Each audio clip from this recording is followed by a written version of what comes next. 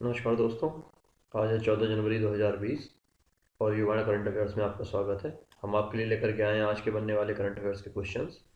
तो इस वीडियो को आप अंत तक ज़रूर देखें और इस वीडियो की जो पीडीएफ है वो आपको डिस्क्रिप्शन में मिल जाएगी, आप वहाँ से डाउनलोड कर सकते हैं। तो चलिए बिना देरी करते हुए शुरू करते हैं आज का अपना करंट अफेयर्स।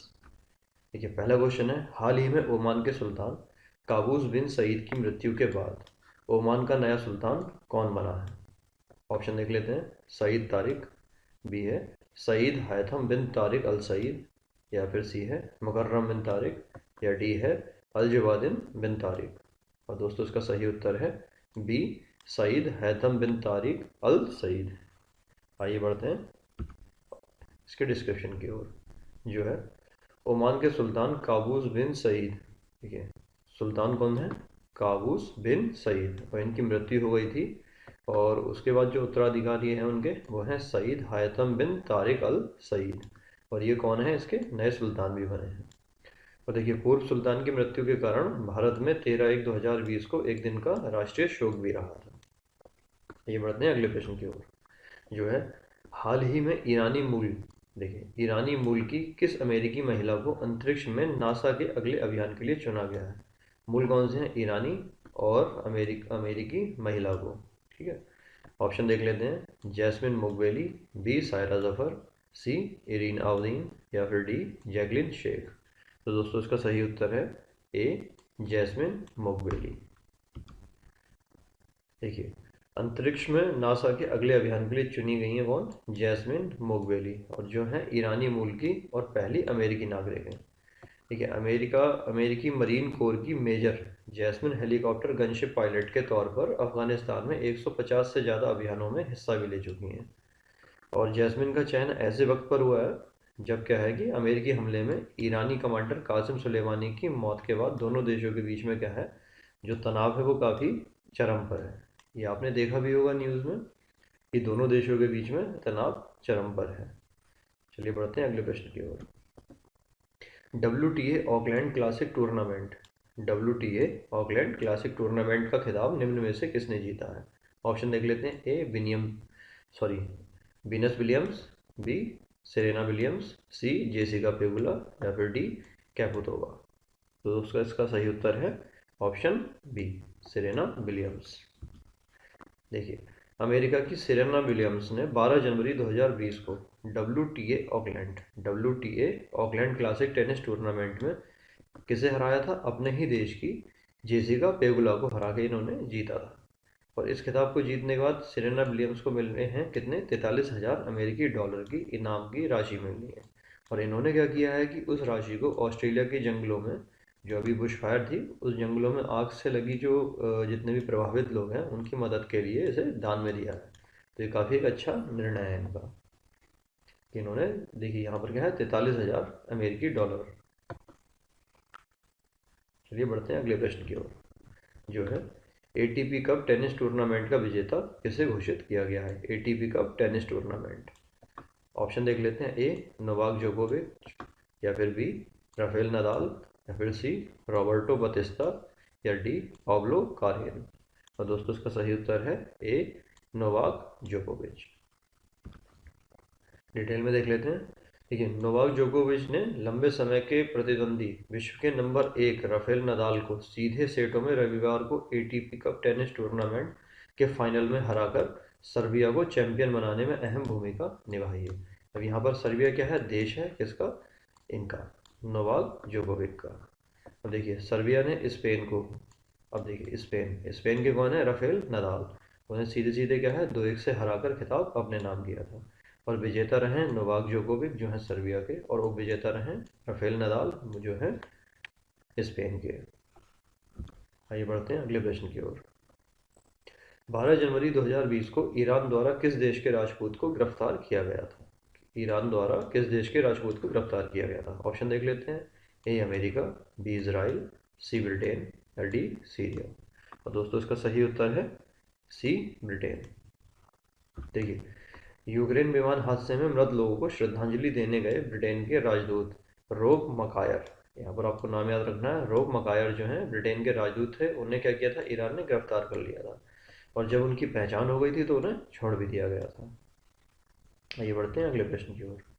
हाल ही में किस भारतीय खिलाड़ी को पॉली उमरीगर पुरस्कार दिया गया है? ऑप्शन देख लेते हैं। ए रोहित शर्मा, बी विराट कोहली, सी रविंद्र जडेजा या डी जसप्रीत बुमराह। दोस्तों इसका सही उत्तर है डी जसप्रीत बुमराह। देखिए, भारत के तेज गेंदबाज जसप्रीत बुमराह को बीसीसीआई के वार्षिक पुरस्कार 2018-19 के लिए शानदार प्रदर्शन के लिए प्रतिष्ठित पॉली उमरीगर पुरस्कार और दिलीप सरदेसाई पुरस्कार दिया गया है। और देखिए, पॉली उमरीगर ट्रॉफी जो है वो सर्वश्रेष्ठ पुरुष क्रिकेट खिलाड़ी को दी जाती है। और इस पुरस्कार में क्या मिलता है? एक प्रशस्ति पत्र, एक ट्रॉफी और 15 लाख रुपए दिए जाते हैं। और दिलीप सरदेसाई पुरस्कार जो है वो टेस्ट क्रिकेट में या सर्वाधिक विकेट चटकाने वाले और सर्वाधिक रन बनाने वाले खिलाड़ी को दिया जाता है। चलिए बढ़ते हैं अगले प्रश्न की ओर।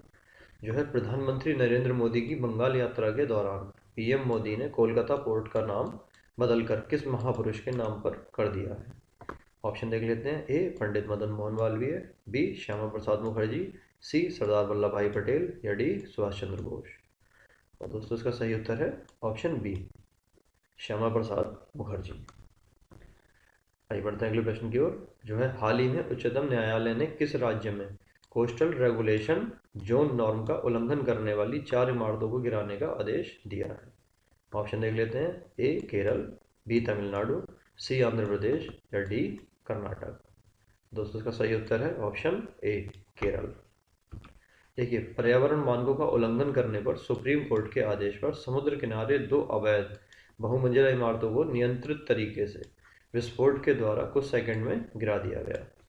और केरल के तटीय शहर कोची के मलाडू स्थित समुद्र तट पर बनाई गई कई आलीशान इमारतों को गिराने का आदेश भी दिया गया है।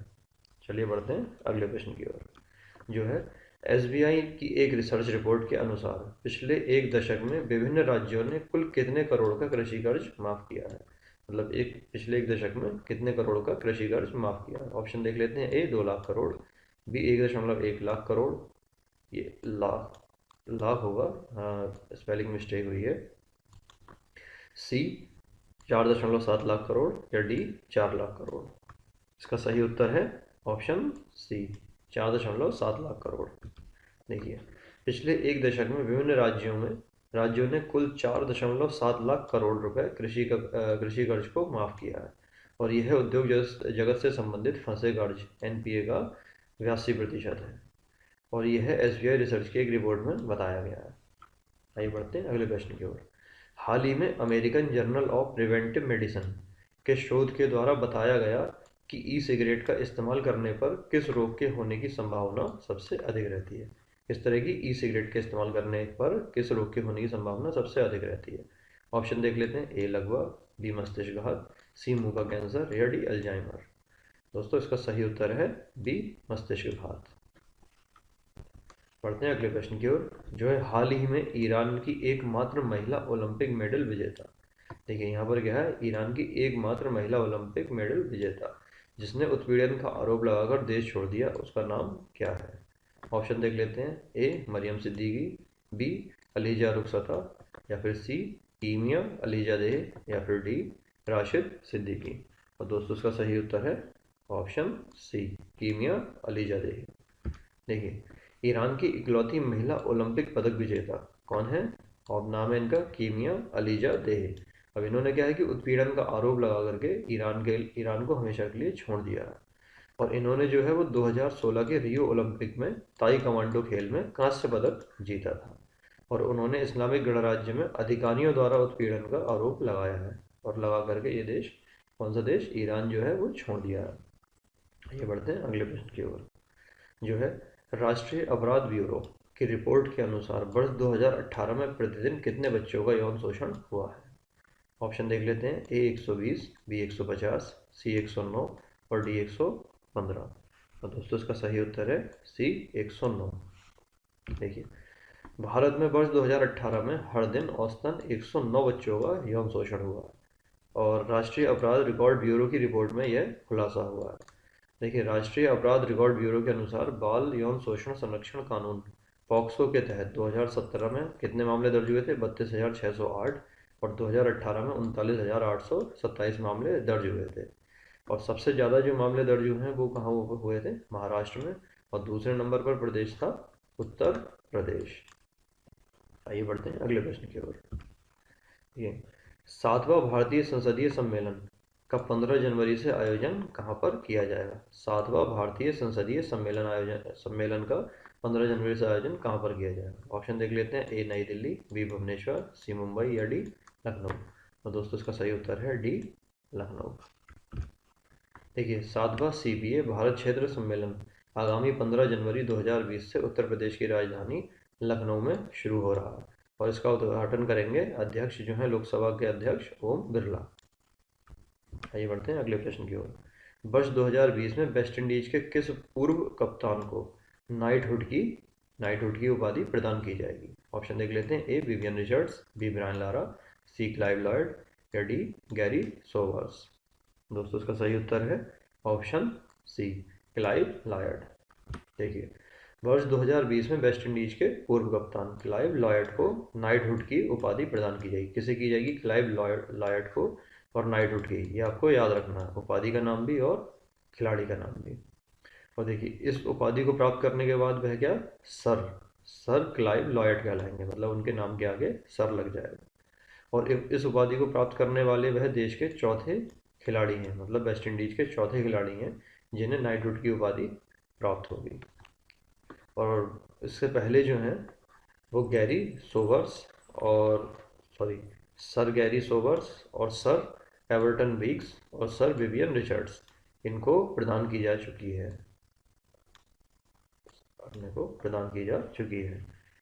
देखिए बढ़ते हैं अगले प्रश्न की ओर।